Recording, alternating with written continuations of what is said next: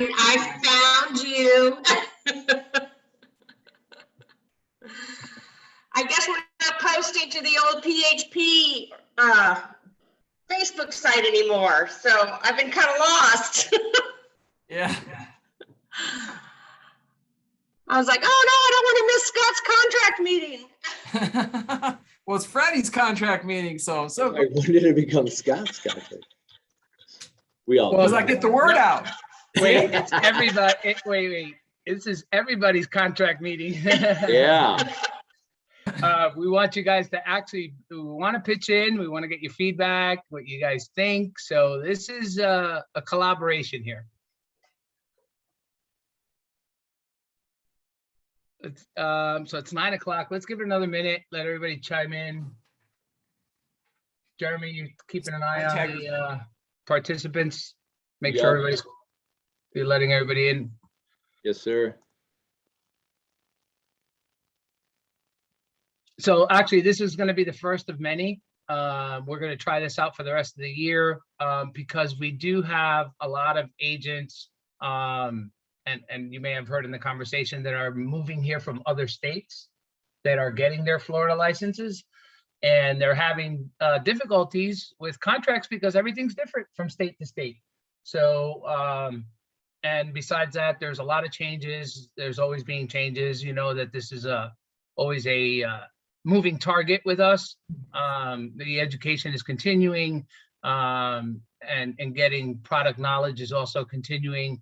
So it's not only about showing houses, it's all the other stuff that entails in the business. So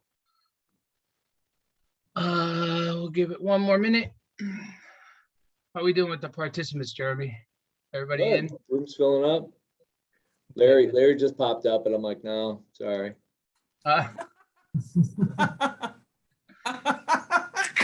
He's So this is 901. great because He's late.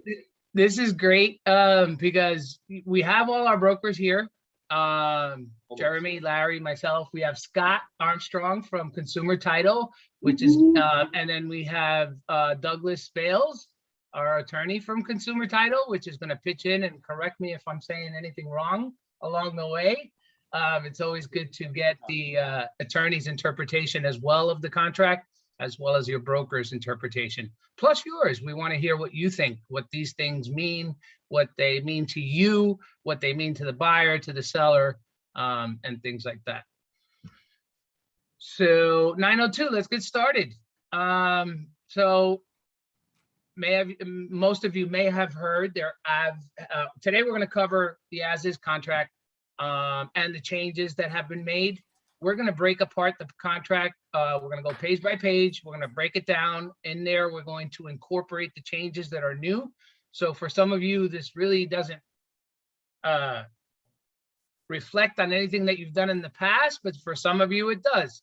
So because this is the way you'll be doing business in the future. These contract changes will take place November 1st. So it's important that you know what they mean, so that you can interpret them to your buyer and or seller. Please remember, you guys are not attorneys. Don't ever come forward as if you're giving legal advice. Okay, that's what we have Scott and Consumer Title and Doug for. Plus you have a bunch of resources besides us, the brokers, Consumer Title. You have Florida Realtors, which offers the legal hotline as well. So they can, and those are attorneys that will actually pick up your phone call and ask and answer any questions you may have. And they will also disclose. Please do not forward this information as legal advice to your buyers and or sellers. Okay, so let's begin. First, I wanted to introduce Scott, but he looks like he's having a chat there. So this is Scott Armstrong from Consumer Title and Escrow Services. They are our smart partner at HomeSmart. What does that mean? They're actually part of the company. So they're a smart partner with HomeSmart. They are our preferred title agency in Florida. So Scott, if you want to type in your contact information there, and then we have Douglas Bales, our real estate attorney from Consumer Title, that is also going to participate this morning. Good morning. Thank you. Good morning. All right, let's move on, and then we'll let everybody just pitch in as we move on. So please, this is a collaboration. Unmute yourself, ask questions as we go along.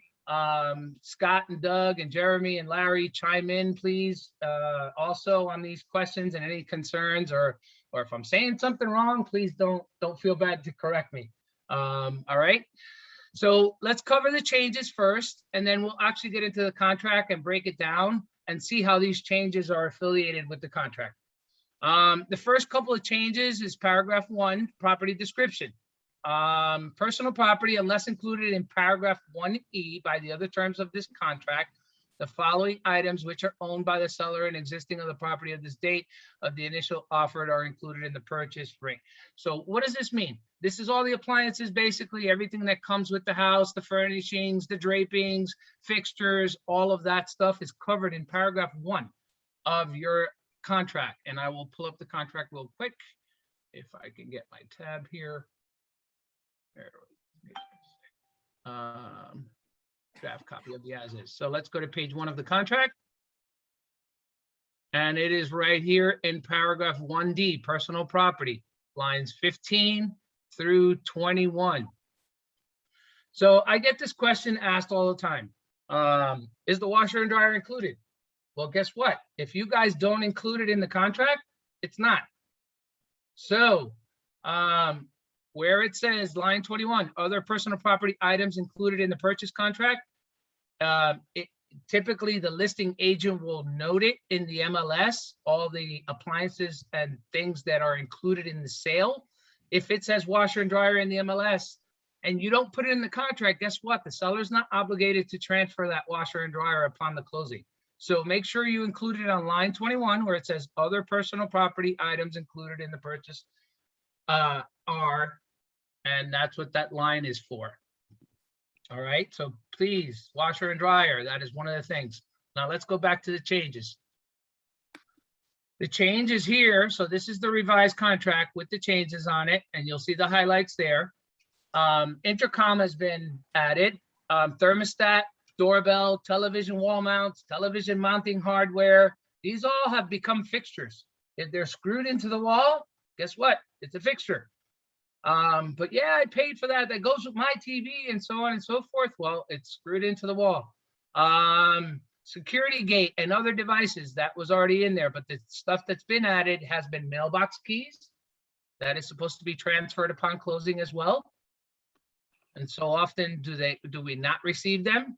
Plus the security keys for like any fobs, for like if you have a gated pool in your community, a gym, any type of recreation facility that you need access to with a fob card, all that should be transferred over.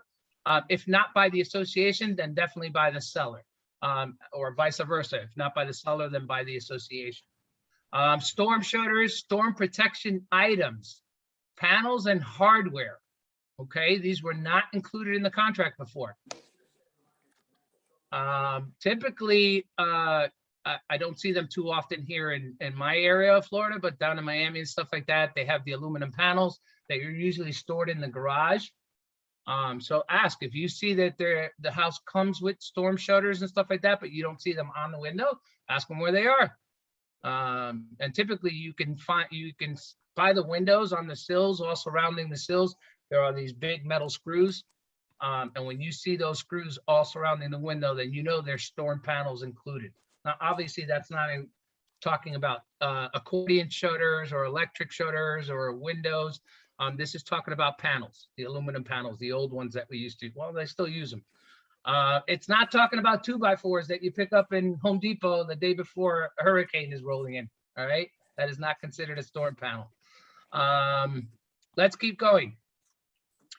This is an important one. Well, they all are, but this is an important one. Initial deposit to be held in escrow in the amount of,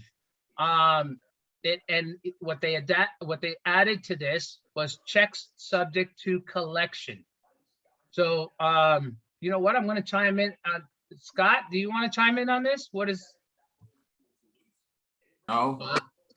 I cut you off guard. All right, let's do this. So, subject to collections, let's go back here. For purchase price. Okay, here we go. So transfer or subject to collections. The definition of collection or collected is in standard C, I think it is, or standard S. There it is, standard S. So let's do this. Let's go back to standard S on the contract. So for those of you that don't know, everything that's on these first pages here, I'm going to say pages 1 through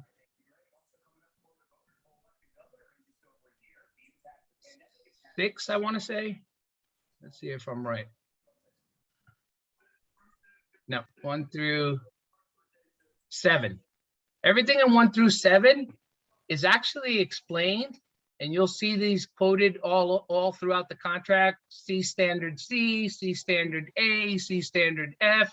You'll see them all, and where they show up is on page 7. So this is the beginning of the standards of the real estate transaction.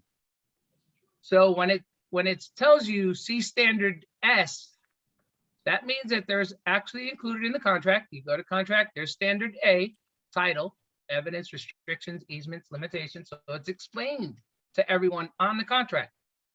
That's why all this is so important. So we go to standards, you see D, E. So everything is addressed in here. Let's go to standard S. And standard S says collection or collected means any checks tendered or received, including deposits that have become actually and finally collected and deposited in the account of the escrow agent or closing agent. Closing and distribution of funds and delivery of closing documents may be delayed by closing agent until such amounts have been collected in closing agent's accounts. So it's basically telling you, no ticket, no money. I mean, no ticket, no laundry, right? No money. So collection has been defined now as when these funds are cleared and in the hands of the escrow agent or closing agent. Right, Freddie. So basically what the title standards, what that does is that tells what the responsibility of the title company is. And that was what makes Consumer Title so different from other title companies. We actually look at the contract and we follow it. So in other words, if you don't get your earnest money to us in time, then we're reaching out to you. Look, Mr. Agent there or Miss Agent, you need to get us your money or else the contracts, you're almost in breach. Another thing is that if there's a second EMD that's supposed to be delivered and we don't get it, we're on top of that as well. So those are a couple of things that are actually have been standard in the contract all along. Some of the other things is when you do an extension, we always want to make sure that you do the extensions for the financing as well as extension of the contract timelines. Those are some of the things that we actually make sure that happen. So it's our responsibility to make sure that we get the survey done. There's a time frame for the survey to be taken a look at before the closing, and that has to be presented to the buyer. The actual commitment needs to go to the buyer as well. And those are the things that are all spelled out in the standard portion of this title portion of the contract. So we actually try to stay on top of that to actually help you all along with the title portions of the contract. And of course, there's always any other questions that you have. You can always go to Ask the Attorney at our portal at www.consumerT.com. So I hope that helps. If there's any questions, go ahead and shoot me an email. We'll try to clarify that. There it is right there. That's their website. In regards to the definition of collected funds, I think really what they're trying to do is make sure that you're staying away from personal checks. I know we pretty much have experience with that with everybody, but a wire is great. A check needs to clear before we can close. So if you have an escrow deposit that's due closer to the closing date, you want to make sure it's in funds that can be cleared within a day or two. Thank you, Doug. Yeah, I would say something on top of that as well. If there's a lender involved, the lenders traditionally don't like to see personal checks. They want to see wires. And how that happens is that once we receive the wire, we have to send to your lender or to the lender or the buyer confirmation that we received the wire. And it's not just something that comes out from us. We have to go into our bank account and pull a document from the actual transaction itself so they can actually verify with the Fed numbers. Question on personal checks. Yes. At closing, I know in other states, sometimes there's a small discrepancy between, you know, the buying, selling and the final numbers. Do you allow personal check to make that bridge that small gap during closing? Consumer Title traditionally accepts the checks under $500. And that's the risk that we're willing to take to get the transaction closed. However, of course, if the check would come back NSF, then we'd have a whole new ball of wax. But traditionally, we like wires for everything, but we will take a small check. We'll also take an earnest money deposit check, a personal check, because that does give us enough time to make it clear. I hope that answers your question. But Scott, by this logic, it wouldn't be considered, or by this verbiage, it wouldn't actually be considered collected until that personal check is cleared. Is that right? That's correct. Correct. So would it be, I mean, and maybe this is getting too deep for our purposes, would it be considered void or voidable if, you know, because that timeline, that 3 days, right? A personal check is not necessarily going to clear in that 3 days. So there's a way around that. So in the event that we would actually call the bank, if we were going to take a personal check at a closing and we would No, I'm call, talking about for purposes of earnest money. I'm sorry to interrupt, Scott. earnest money. Well, earnest money, there's plenty of time to have that go the 3 days. Okay. If down to the last moment, we will call the bank and we'll verify that the funds are there and have them place them on hold because If check. it's earnest money and it's coming in, you know, very close to the closing date, we're going to have to wait till it clears. So we really don't want to see a personal check in for earnest money within a week of closing. Understood. Thanks, guys. Right, but doesn't the contract traditionally say that we must have the earnest money deposits within a certain amount of time, like 3 days, 5 days? Yeah, Yeah, we're correct. going to talk about that right now. So right here on this paragraph, it says initial deposit to be held in escrow in the amount of check subject to collection. The initial deposit made payable and delivered to the escrow agent named below, check 1, and this is where you guys are filling this in. It either accompanies the offer, which I very rarely see, and then the other choice that's most popular is to be made within, and if left blank, you can actually add an amount of days. You can put 4, you can put 5. Obviously, that may affect your offer in today's market, because at the end of the day, if you want to make a strong offer, you want to show the money, you want to get everything quickly, all of your timelines should be as short as possible. But if left blank, 3 days after effective date. If neither is checked, then option 2 shall be deemed selected. So if you guys leave this blank, it's going to automatically default to 3 days. Just let you So- know Anne's gonna be in at 9:30. Thank you. Okay. I think what Jeremy was pertaining to was, let's say it's the 3rd day of escrow, Scott, and the buyer now delivers escrow to you on the 3rd day of contract execution, and it's a personal check. Would that be an automatic default? Am I right, Jeremy? Is that where you're going with this? Yeah, that's what I was talking about. So I think in that section, it could be a technical default, but what we would typically do is notify the seller of the situation and look at the closing date, how far out we have, and just see whether, you know, we want to just continue on and notify the parties when it's cleared, or whether we want to reject it for that purpose. So it's not a good situation, but it's a situation we can work with if the parties are all in agreement.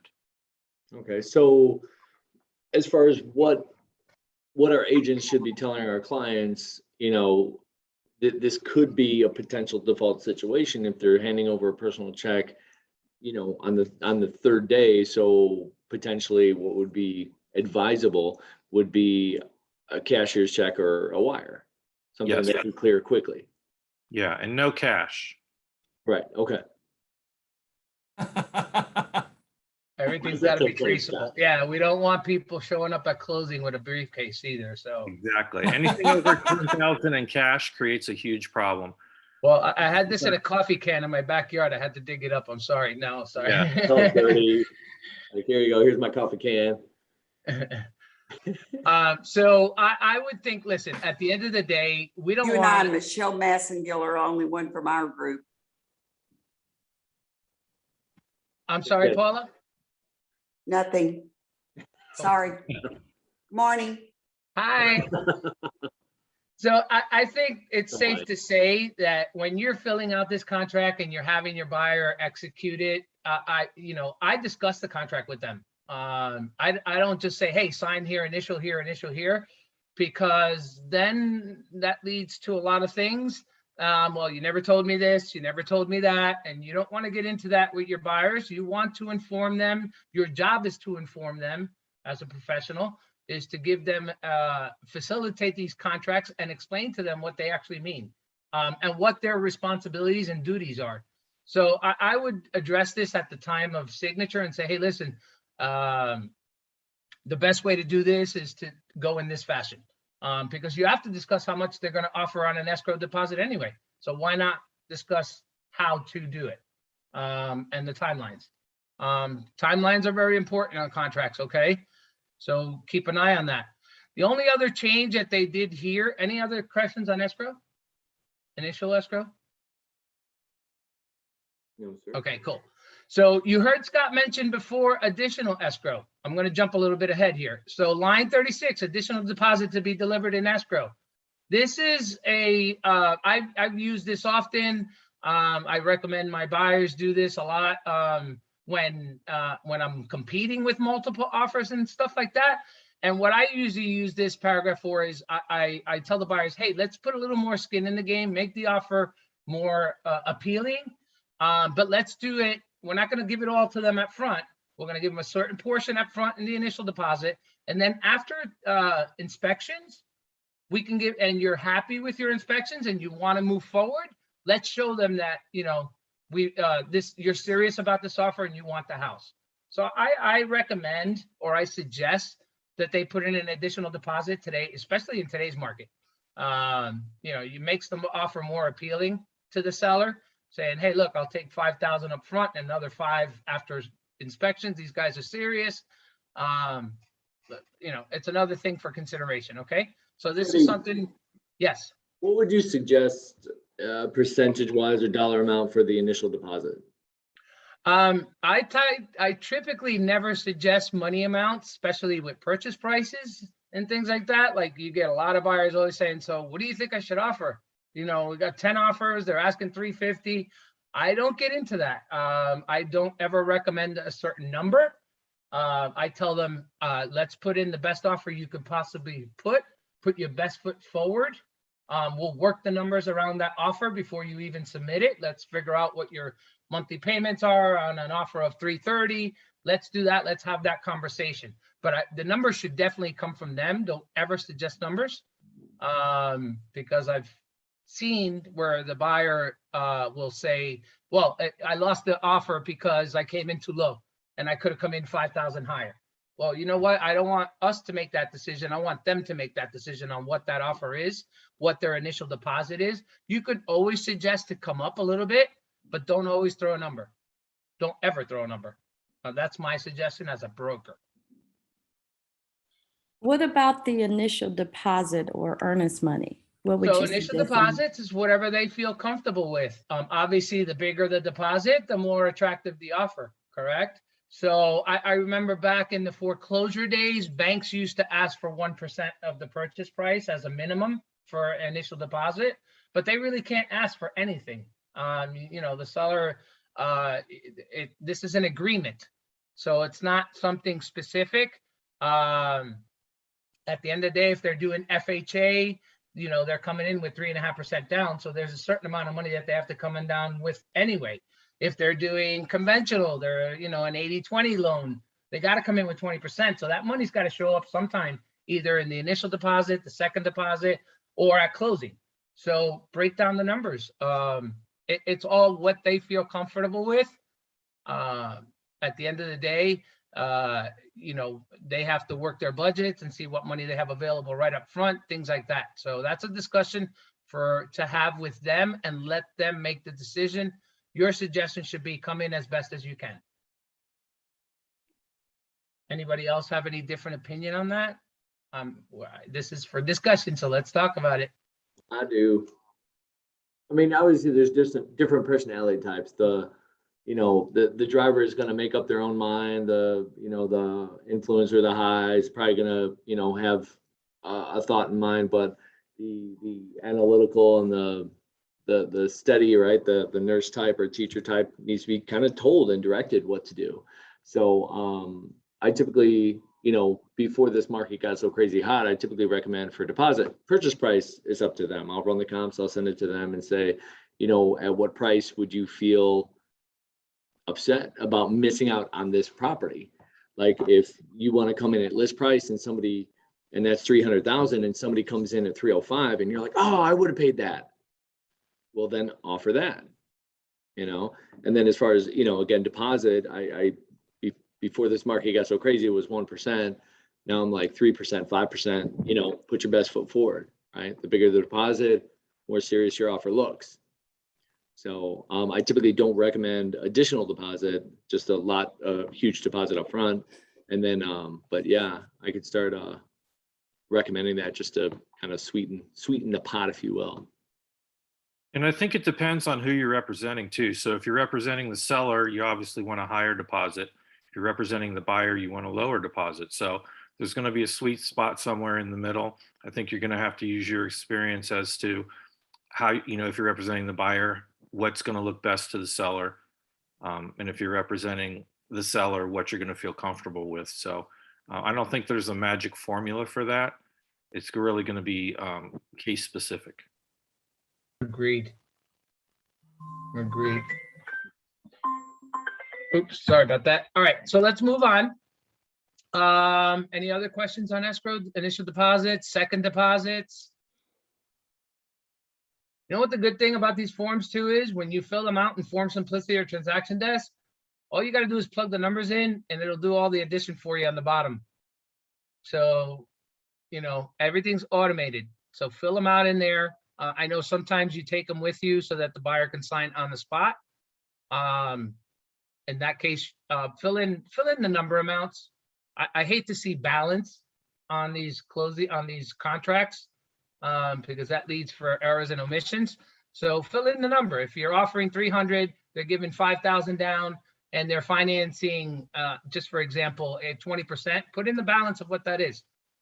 Form Simplicity and Transaction Desk will do the summary for you. But fill it in complete. And the other thing about these contracts is you should be filling them in completely. They're not that hard. They're all fill-ins. It's not like you have to add verbiage or things like that. You're just checking boxes and filling in the lines. The change that was done to this paragraph is they made the email line longer and the fax line shorter. Okay, so that's the change that was done on paragraph 1. Where the purchase price and stuff is, except for the collection. So you had 3 changes. You had check subject to collection, and then where you see email, the red line, that was the change.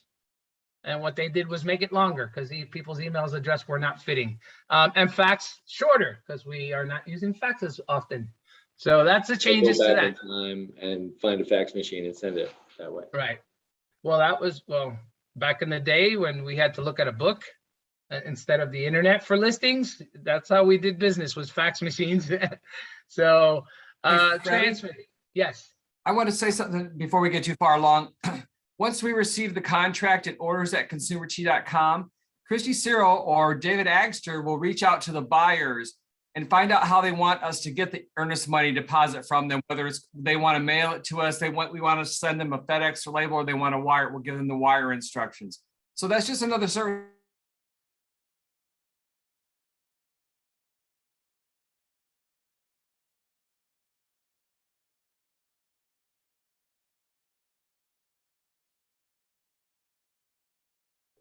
So let's keep going. Explanation of revision to paragraph 2A and 2E. So 2A, let's look at it.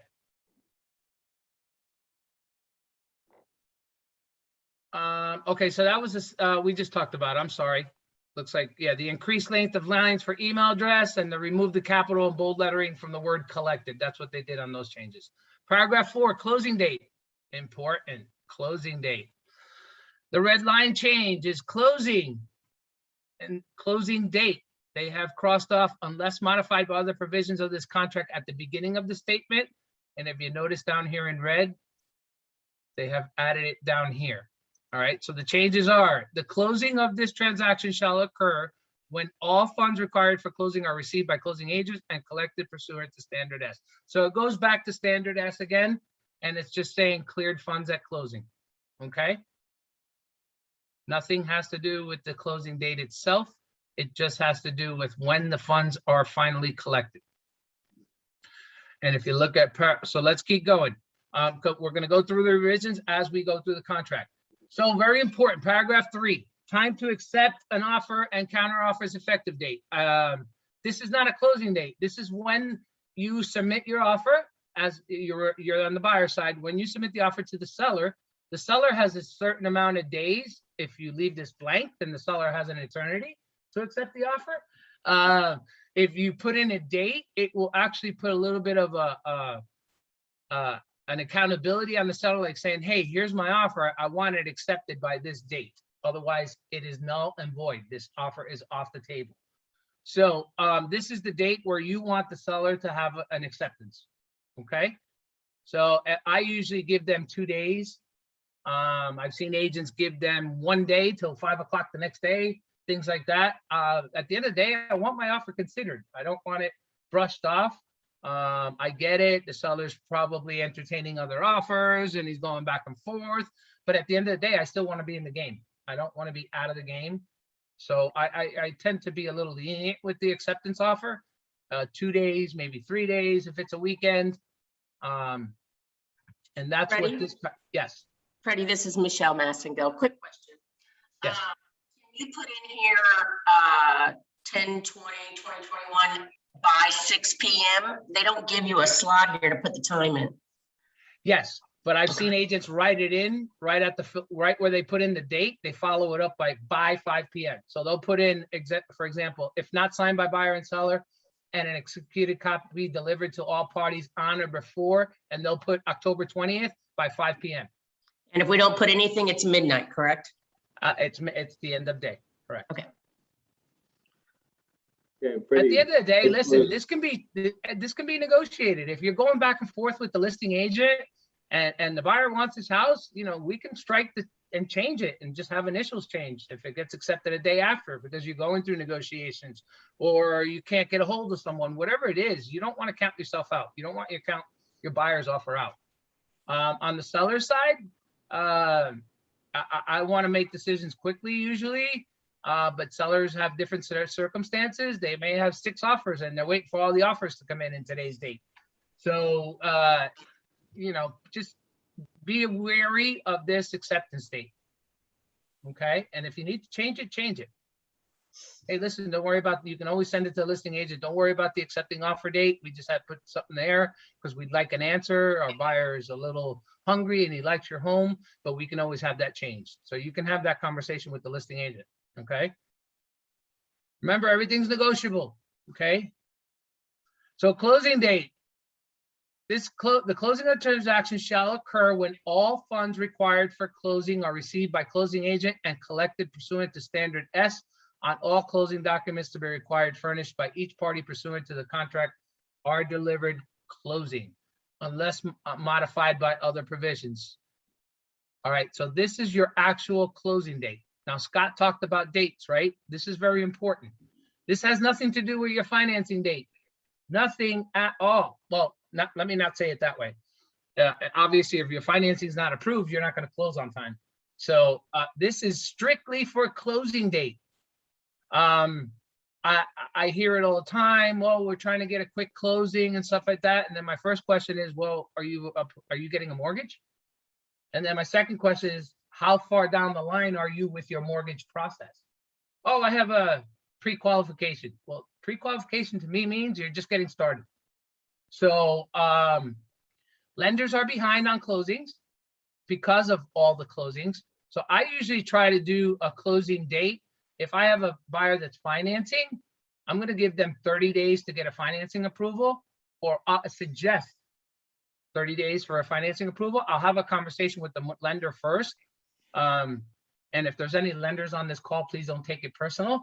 But lenders typically, oh, yes, I can do it. I can close in 2 weeks, or I can close in 20 days and stuff like that. And then here we are on the 19th day, and they're asking me for an extension for another 10 days. So just be wary of this. I typically push out the closing date to 40 days because I'm giving them 30 days to get their financing, and then that 10-day period in between to get the closing in order. So what I usually do is you see where it says this contract, the closing shall occur on, I put or before, and then I put the date. So today's October 20th. I'll probably make my contract out, or I'll ask the buyer if they would like to have a closing by November 30th, right? That's about 40 days. I mean, I'm not looking at a calendar, but if you give the math. So that's only a suggestion, please. I don't want you guys to say, well, this is the way to do it. This is the way I've done it in my past and what I do with my contracts. I hear it all the time. Well, it's more attractive if we can get a quicker close. But at the end of the day, you need to be realistic. How far down the line is the buyer ready? If it's cash, oh yeah, you can close in 10 days if everybody's ready. So, but if it's financing, just be wary of this. Okay, this does not pertain to your financing approval date. We're going to cover that on page 2, which is coming up. All right, this is only for closing date. So I suggest giving a little bit of a window between the financing date approval and your closing date if there is a mortgage involved. Freddie, what would you do if you're going into a competitive situation as far as the closing date? If I'm going into a competitive situation, first of all, I'm going to have my buyer as ready as possible. I am going to have him so far down the mortgage process that by the time I submit an offer, we can close in 3 weeks because the lender's ready. What do you mean so far down the mortgage process? Documents have been submitted to the lender. They have their DUI, not DUI, what is it? Yeah, direct underwriter's approval. The DU, sorry. What's that exactly? That's when the lenders already run their credit, have gotten their pay stubs, have gotten their check statements, have gotten their tax returns for the last 2 years, all the requirements that all the documents that are required by the lender to get a mortgage. Okay. Typically that's done along the process. Not typically, but back in the day, they used to start with the offer and then the mortgage person would start working on the deal. Now you can actually have the loan officer work on getting the pre-qualification and all that stuff out of the way before you even find a property. And then all you have to do is plug in the property to the lender. So it's almost like a fully approved buyer with Correct. an appraisal contingency. Absolutely. Okay. Well, I didn't talk about appraisals. We didn't get there yet, but yeah, you're right. There's financing has an appraisal contingency and we'll get there. All right. It's just getting the buyer as prepared as possible so that when you do submit this offer, they're not starting the process from scratch. That all they did with the lender was that they ran their credit. Oh yeah, you're credit worthy. That's just a pre-qualification. You want an approval. I would say a loan approval, okay? Not a final approval, a loan approval, or an approval for the buyer. There's a difference between qualification and approval. Extension of closing dates. In the event closing funds from the buyer's lenders are not available on closing date due to the Consumer Financial Protection Bureau closing disclosure delivery requirements, if paragraph 8B is checked, loan approval has been obtained, and lender's underwriting is complete, then closing date shall be extended for such a period necessary to satisfy these requirements, provided such period shall not exceed 7 days. Doug, I'm going to lean on you for this paragraph. Can you explain this a little bit better? So the CFPB protection that this is really referring to has to do with the TRID disclosure. So it's the disclosure that's provided at closing for the buyer that's related to a mortgage. So if anything has changed beyond the initial disclosure, it has to be redisclosed and there has to be a new time period provided, which is, I think it's a 3-day period. So this is basically saying, as long as the loan is finally approved, everything is together as far as the lender goes, but something changed in the costs that exceed the tolerances in RESPA, then a new disclosure has to be provided and everybody's just going to just sit and wait the new disclosure period out before you can close. And that'll be a 3-day period. So Doug mentioned TRID. For those of you that don't know, TRID gives you, gives the buyer 3 days to review his closing docs, his or her closing docs. Is that correct, Doug? Yes. So, okay, we're at the closing or day before closing, lender sends in all the documents, title prepares everything. Buyer has 3 days to review everything before actually signing. Okay, for those of you that did not know, that is a TRID law. So that it covers that. Yeah, so the lenders are generally pretty good at providing that disclosure timely. So it's really just when some change occurred in the lender's costs that maybe was unforeseen or wasn't unforeseen, but it changed anyways. And so the lender is required to give that additional disclosure period, and that can't be waived and can't get around it. Any questions on that? No, but I have a statement being on the other side of that, TRID. So sometimes when we have a conflict between a buyer and a seller, and they want to go back and they want to revise the settlement statement prior to it being approved by both of them, that's when the lender will come back to us and say, look, if you change the settlement statement or the TRID, we're going to have to wait another 3 days. So just keep that on your radar, that when it's kind of set and it's already been sent out, it can drag on and on and on if there's any additional changes. And So if you're working with the buyer, I'm sorry, I didn't mean to interrupt, Scott, and you can jump right back in. If you're working with the buyer, make sure you ask them, have you gotten your closing disclosures yet? Because they might not even tell you, and the loan officer might not tell you either. Preach. So we also see sometimes where the buyer has gotten their TRID and they come back and they say, oh, this isn't what I thought it was supposed to be, or this isn't what I agreed to. So they go back and renegotiate the loan with the lender, and then there's another 3-day waiting period. So there's another opportunity for this to be pushed out, the closing date to be pushed out, and extensions to be required. Hey, do you guys mind, Doug or Scott or both? So what does this mean for a seller? What is it, now seller's like, well, wait, we're past the closing date. Why do I have to wait? Yeah, so what it means for the seller is they have to wait. They've agreed to wait by this provision. So as long as it's truly just a TRID issue and they have to give a new disclosure per the CFPB requirements, the seller has to wait. But they're not required to wait beyond 7 days. What if the TRID or the closing disclosure hasn't been made yet? Well, they're still do the 3-day period. So I'd say that if they didn't do it timely, then they're not really ready to close. Yeah, I would be asking for a closing extension. And that's why I'm telling you, if the buyer hasn't received the closing disclosures at least a day or two before closing, I'd be picking up the phone and start talking to that loan officer. Hey, what do we need? What are we missing? When are the closing disclosures going out to the buyer? And if the day before closing they don't have them, I would be considering a closing extension request from the buyer to the seller. Doug, am I right in saying that? Yes. Yeah, you're better off getting that an additional extension if you can in writing rather than just counting on this paragraph, especially if the parties are starting to get a little antagonistic toward each other. Okay. Next paragraph says force majeure. In an event constituting force majeure causes services essential for closing to be unavailable, including the availability of the utilities, insurance of hazard, wind, flood, blah, so on and so forth. Homeowners insurance closing date shall be extended as provided in Standard G. Let's go to Standard G.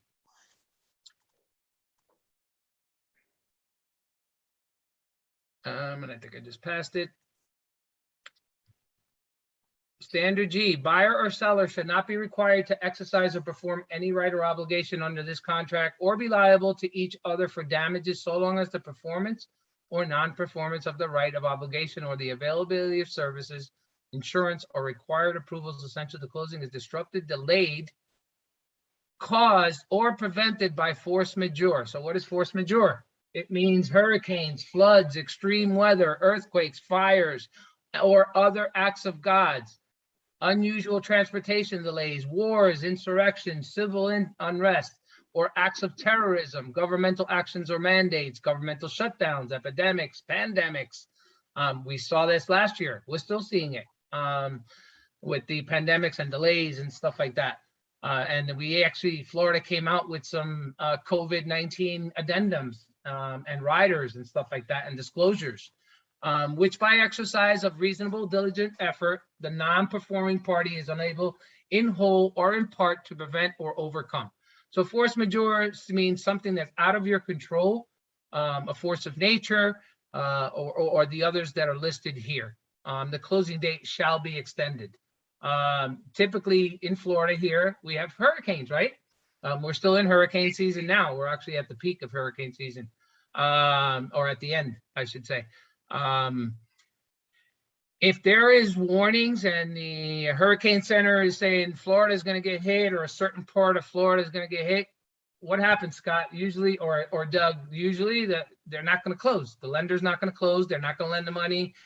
Insurance company is not going to issue an insurance policy, and everything is delayed. Am I right in saying that, Doug and Scott? Yes. It'll be real hard for the buyer to obtain or get a binder for insurance. Right. When something is happening. All right. The lender won't close either because of what happens to the property at the end of, a hurricane hits and all of a sudden the day before closing, it's on the floor, totally rumble. So just keep it force majeure. That's what that means. And we're going to continue these trainings every week. So it looks like I'm not even going to get close to finishing this contract today. So next week we'll pick it up again. But I wanted to break this down for everybody line by line so that they know what this all means. All right, so what was added? Let's keep going. So we changed all this. We changed collected. We talked about the closing dates. Are we okay with that? Extension of closing dates? Okay. Occupancy and possession. This is another change. Paragraph 6. Unless the box in paragraph 6 is checked, the seller shall at closing deliver occupancy and possession of the property to be free of tenants, occupants, and future tenancies. Also at closing, seller shall be removed of all personal items from trash in the property and shall be delivered all keys, garage door openers, blah, blah, blah, codes as applicable to buyer. If occupancy is delivered before closing, buyer assumes all risks and loss to the property and date of occupancy. Shall be responsible and liable for maintenance of the date and shall be deemed to have accepted the property in its existing condition. So this is one paragraph where I get a lot of calls from agents saying, hey, we're supposed to close tomorrow. We went to do the walkthrough and the seller's still in there. Furniture's still in there. Boxes are still in there. They're promising they'll be out by Sunday, but we're closing tomorrow. What do we do? I would get an extension for closing and find out what's going on with the seller. I would have a deep conversation with the listing agent and say, hey, the tenants are still in there. What are we doing? All right. So occupancy and possession. Final walkthrough, very important. You should be doing a final walkthrough with all your buyers and sellers, making sure that the buyer has looked at the property the day before, the day of, 2 days before closing. If the buyer says, oh, no, we'll do it after closing. No, I suggest we do it before closing. Because once you sign those documents and turn over your money, that is an acceptance of the property. Am I correct, Doug, Scott? Closing's been done. That is an acceptance of the property. So do your Yes. final walkthroughs. For the final walkthroughs, utilities should still be on, water should still be on, buyers should have access to the complete property. All those things should be in place. Okay, schedule your final walkthroughs. Next change is paragraph B6, and this is subject to a lease. So let's say you're buying an occupied property, it's subject to a lease, it's an investment for you, or you don't mind them continuing the lease and you'll move in next year. Typically on a loan, they won't allow you to do that. They won't, it all depends on your lender and what kind of loan you're doing. But if it's an investment property or things like that, make sure you get copies of the lease that's in place right now so that the buyer has an opportunity to review and agree to the terms of the lease. That lease cannot be changed unless it's agreed upon between tenant and landlord. All right. So as a buyer, if you're buying an occupied property with a lease, you have to abide by the existing lease unless otherwise agreed upon afterwards. So any questions on that? And that lease does not have to be recorded in the public records. You're put on notice by the occupancy of the tenant.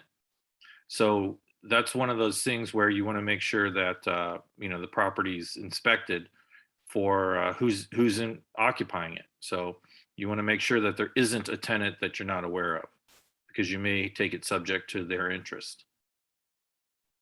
Very good. Thank you, What does Doug. that mean, Other Doug? side of that, if there is a tenant and the buyer buys it as a investment in the property, we do an assignment of rents and leases to the new buyer.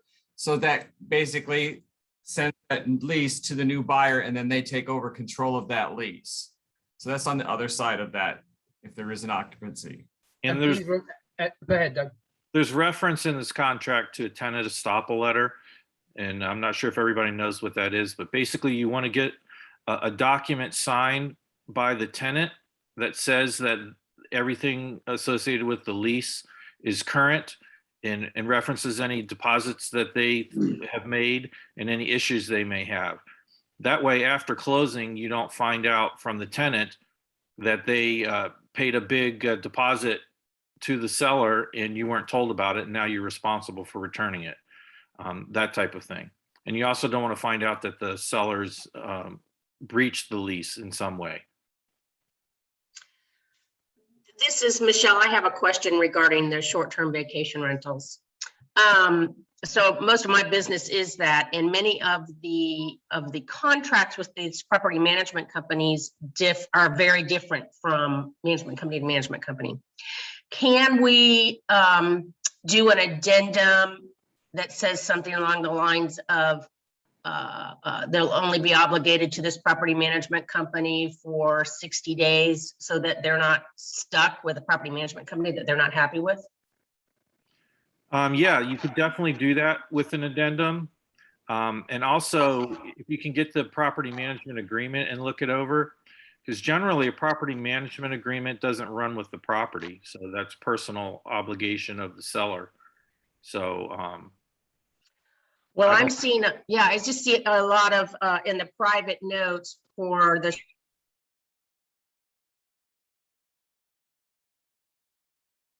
I think you might have dropped off, Michelle. We can't hear you.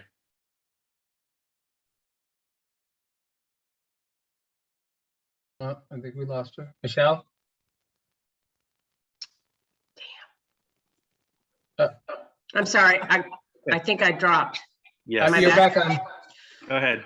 Okay, so in the private realtor notes, it says that they want to be obligated to fulfill those rentals through the next 90 days or so, because what's happening is folks are buying these rentals and moving into them, and then you've got all of these short-term tenants that are displaced for the next 6 months. So it's a real issue up here in the Panhandle. Right, yeah. So I think it's going to come down to the purpose for which the buyer's buying the property. If they're planning on or needing to move into it right away, then they're really going to have to look that over, because it's going to be a seller issue. If they're obligated to these future tenancies, then, and they may not be able to fulfill them, then they might be in breach of some type of agreement that they have. So it's going to be an issue for the seller. They want to make sure that they're not going to be subject to any kind of damages associated with selling the property. So that's where I think they're probably going to want to put it in their listing information and try to get the buyer to agree. And if the buyer doesn't agree, then, don't accept the contract. Yeah, it's really becoming a major issue with these multi-million-dollar homes, and you're canceling 16 people at a time on weekly rentals, and you can't move them somewhere else. I mean, I'm not just from a property management perspective, because I live up here and I own vacation rentals. But this is starting to come up and get very nasty very fast. Yeah, I could see that for sure. And that's where I think the property management agreement needs to be pretty strong. And, the owner of the property needs to be aware of the strong language that might be in that agreement that tells them they can't just sell the property without giving notice to those that have already committed to rental, future rental.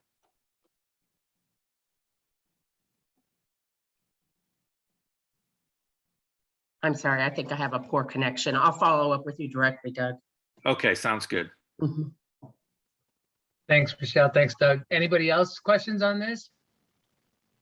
Morning. All right, let's cover a couple more paragraphs and then we'll pick this up back in next week. Paragraph 7, assignability. There are some changes to this as well. What does this actually mean, assignability? This does not mean that you are assigning over the property. This means you're assigning over the contract. Okay, so when you make these offers or you're looking at these offers on the seller's perspective, the first one is buyer may assign and thereby be released by further liability under this contract. I can tell you one thing, as a listing agent, and I'm having a conversation with the seller on what this means, I would strongly suggest that the buyer change that or ask that the buyer change that to not to the next two, because it just basically releasing this buyer from any liability or anything at all to do with this contract. Is that correct, Doug and Scott? Am I right in saying that? Yes, yeah, the first box releases the buyer from any liability. So that's obviously not good from a seller standpoint if the seller is relying on the buyer's financial condition to to complete the transaction.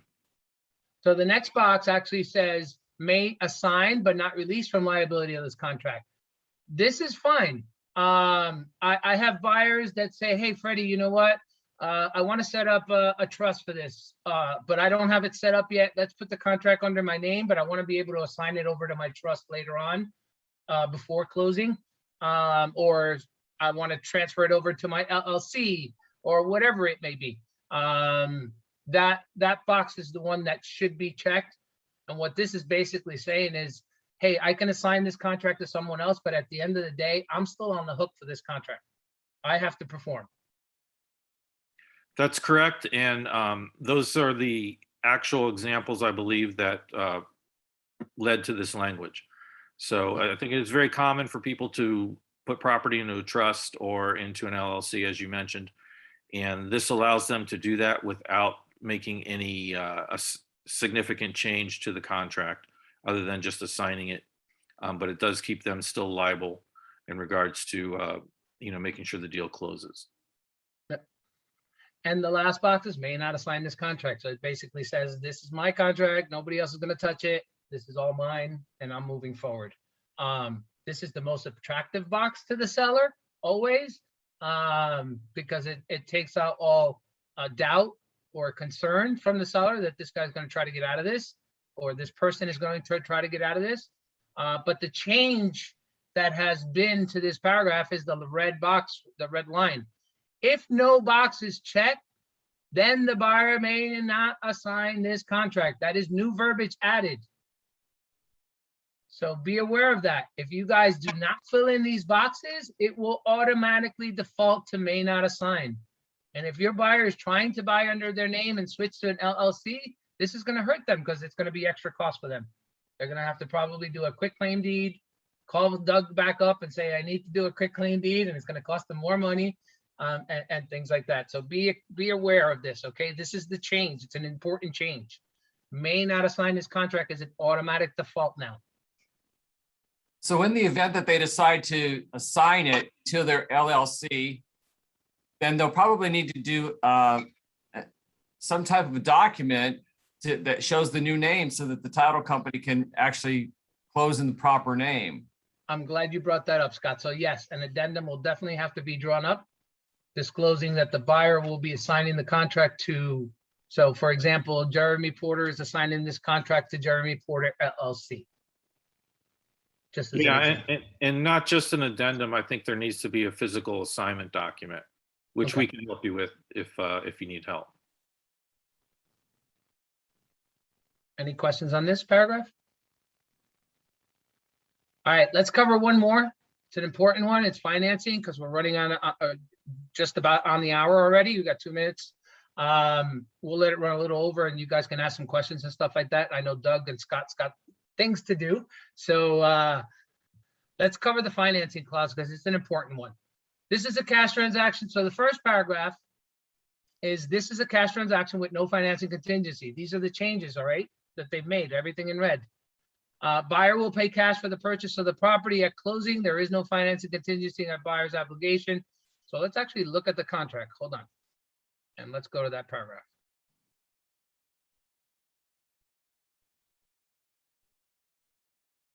So right here, they removed all of that stuff that used to be on the as is.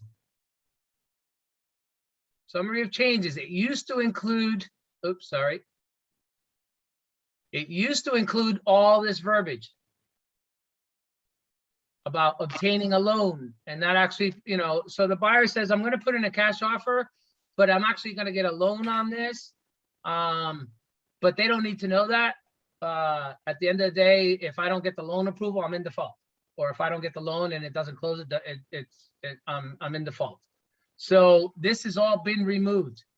Now there is no kind of financing contingency at all. This is a cash transaction with no financing contingency. So if you get an investor, well, I'm using hard money, I got to apply for a loan, blah, blah, blah, blah. Let them know, okay? Let them know that that it would have to be done under the contract contingency, the financing contingency under the, on the bottom, this paragraph B, okay? Any type of loan will have to be listed on paragraph B. Hard money, any of that. Am I correct in saying that, Doug? Yes. So basically, paragraph A is cash. If they're telling you I'm getting a hard money loan or I'm getting a loan, any other type of loan, it would have to be disclosed in paragraph B from now moving forward, November 1st. Okay, so those are the very important changes. Loan approval, let's talk about it. This contract is contingent upon. And they've added, if it left blank, then 30 days after effective date of loan approval. Actually, that is the default, is 30 days. So this is what we were talking about before. This is the date we really need to pay attention to besides the closing date, besides the inspection date, besides the appraisal date, all that stuff. This is very important. If you don't have a final loan approval, what does that mean? And Doug, please correct me if I'm wrong, or Scott. That means clear to close. Is that correct? Yeah, that's the way I would interpret that, is So clear to clear to close, which all means you have contingencies. that 3-day period, right? Right. All contingencies have been, on the financing side, have been completed. So I hear loan And the officers, but we appraisal. have a final loan approval, and then you look at it and there's still 2 stipulations that the buyer needs to meet, or 2 contingencies that the buyer needs to meet. That is not a final loan approval. Okay, your final loan approval expires on 30 days if you leave it blank.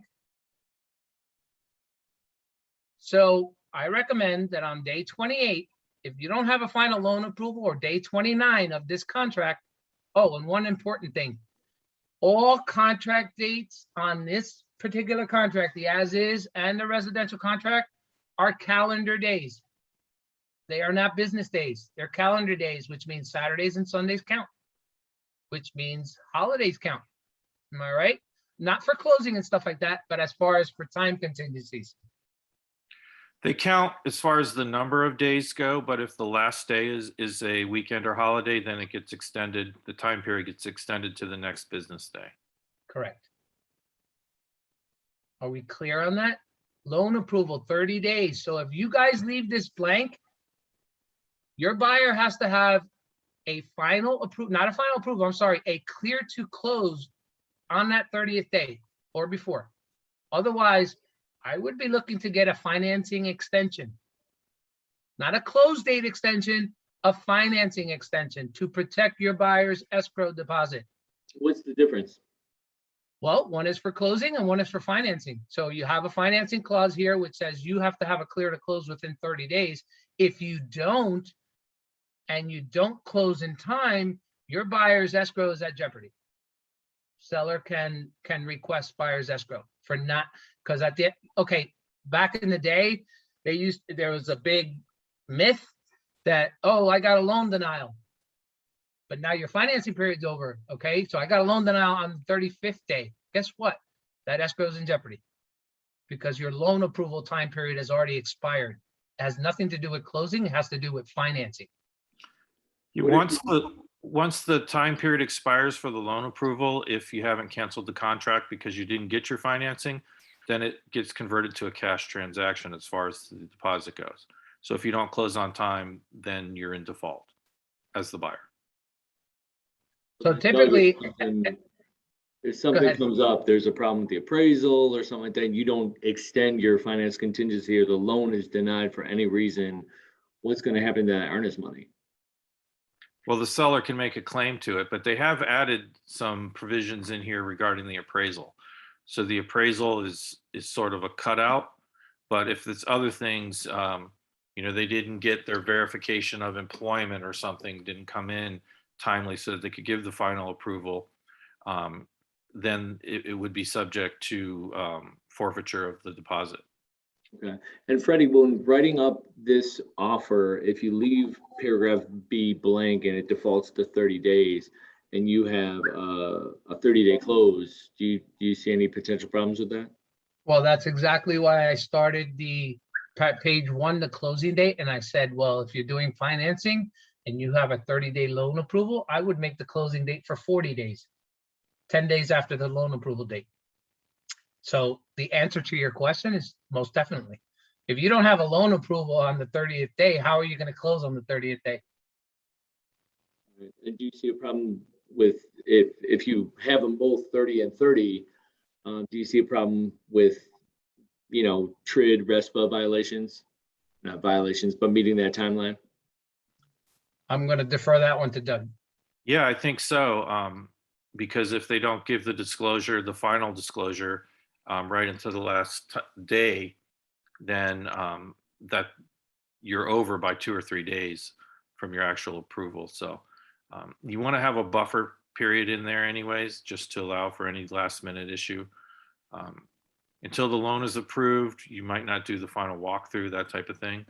So you don't really want all that coming due on the closing day. And Jeremy, that's why I put on or before.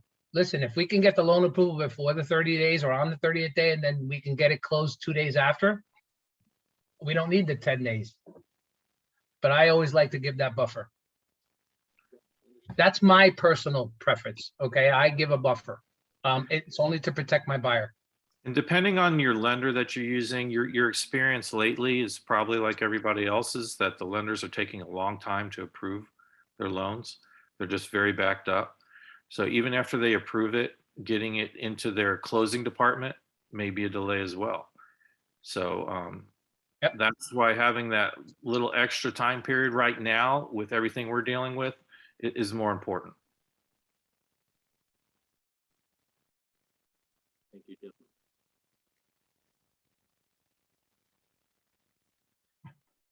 Okay, so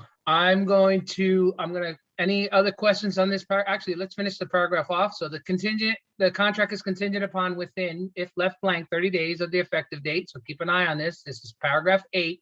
It is on page 2 of the contract. Oh, I just noticed they added 3 pages to this contract. It used to be 12, now it's 15, 2 of 15. Interesting. Okay, so buyer obtaining approval. It's either a conventional loan, FHA, VA, or other hard money, jumbo loan. Who knows what they're doing? USDA. Say again? USDA. Right. USDA loan. Yeah, there's so many loans out there. Make sure you fill this in. Be precise. Okay. If left blank with effective date, loan approval period, mortgage loan for purchase of the property for A, and then you have to check one, fixed, adjustable, or fixed or adjustable rate in the loan amount. I usually leave it blank, but your buyer may want to fill it in because it actually references the prevailing rate based upon the buyer's credit worthiness. So that rate can change. It shouldn't change too much. And that's part of that closing disclosure thing. Hey, my rate changed, or my closing costs changed, and that wasn't disclosed on the previous disclosure. That's what they're talking about here. And you continue on. So upon buyer's credit and for the term of, if left blank, 30 days or 30 years, sorry, and the buyer's mortgage broker or lender having received an appraisal, and this is what Doug was talking about. And buyer's mortgage broker or lender having received an appraisal or alternative valuation of the property satisfactory to the lender, if either is required by a lender, and they struck out prior to closing, which is sufficient to meet the terms required for the lender to financing for buyer to proceed to closing. So Doug, what does this actually mean? Well, what I think it means is that they've taken out the appraisal contingency on the financing. So before you could have loan approval subject to appraisal. Now you can't. Your appraisal has to be completed and the loan fully approved based upon the financial background, but also the appraisal. So the appraisal has to be ordered even sooner now. And as a matter of fact, I'm seeing lenders order the appraisal right as soon as they get under contract. Which is the way they should go. I don't know how badly the appraisers are backed up, but it really just depends, I guess, on the lender and the appraiser that they're using, but they need to be done pretty quickly. So the buyer's going to have to put out that money, that expense. That's an expense that the buyer will take on right at the beginning. Yes, that Right. is a prepaid. So, and that's another thing when the buyer says, well, you know what, I just paid $600 for an appraisal and it didn't come in. Do I get that money back? No, you don't. No. Okay, that's a cost. All right, so now lenders are doing the appraisals up front. I remember back in the day, that was the last thing that they would do because they didn't want the buyer to spend the extra cash up front until they were certain that they can wrap this loan up. Now they're actually requesting it right up front. And with today's market and all these appraisal contingencies being waived and all this is very important. So changes, no more appraisal contingency. Okay, you got to get your financing in order, which is why I go back to saying, get your buyers as ready as possible before you even take them shopping. I know that's hard. Well, I don't want to give all this yet. We haven't even found a property yet. You have to try to handle that objection and tell them, listen, when we do find that property, we're going to have maybe a day or two, or maybe a couple of hours to get your offer submitted. And we want to make your offer as strong as possible. In this reference to the appraisal has nothing to do with the cash deal. So if it's a cash deal and your buyer wants to make it subject to an appraisal, they'll have to do that with a separate addendum. This doesn't cover that.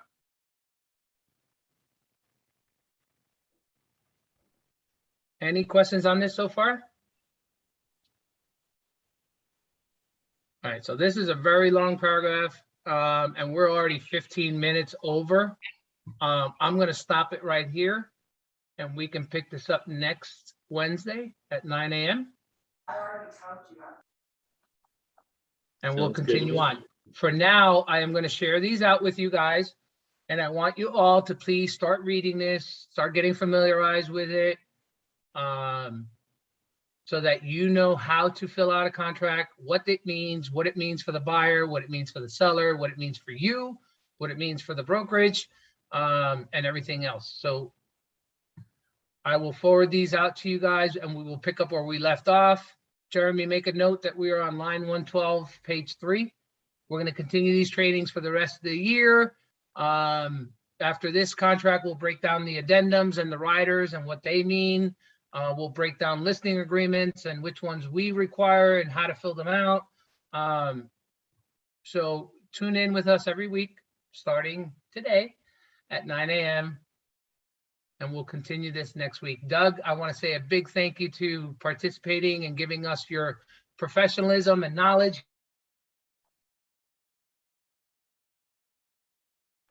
And everybody else, thank you for participating. And for those of you, look in the chat, Scott's information's in there, Consumer Title. Or go to Consumer, what is it, that website again, Scott? ConsumerT, right? www.consumerT.com. ConsumerT.com, and they have a little tab that says Ask the Attorney. So if you have a question, you want some legal advice or you want to talk to the attorney, hit that button, ask your question. Doug and his team and Scott and his team will jump on and get your questions answered.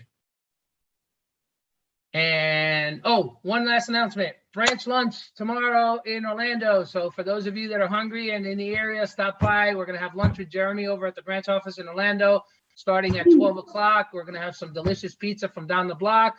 I want to see your faces there. I'll be there as well. We're going to be having some other events, November. Paula, jump on. Are you still here? Or Larry? I think we have November. We have an agent mixer coming up in Nokomis. It is November 9th. November 9th, we have an agent mixer in Nokomis. So we're going to be out in all your areas. We're going to hold something in Tampa as well. And we want to see your faces there, get together, blow some steam, meet the rest of the team. I have a ton of you that I still haven't met in person as well. I'm sure Scott or somebody will be there as well. He loves hanging out and partying with us. So come down and join us. Orlando branch office lunch tomorrow, 12 o'clock at the Orlando branch office. And then November 9th, we're going to hook up at, I forgot, where are we going, Larry? Dockside Grill. Dockside Grill, 3 to 6. Venice Beach, right down the block from our office at Venice Beach. So look out for the announcements and we'll see you all next week. Thank you all. Thanks, Larry, for coming and picking me up on that day. I really appreciate it. Bye, everyone. I'll Have a good pick day. you up, Jeremy. I'll come get you. Yes. Bring the motor coach. Deal. All right. I love it. Bye, everyone. Have a good day.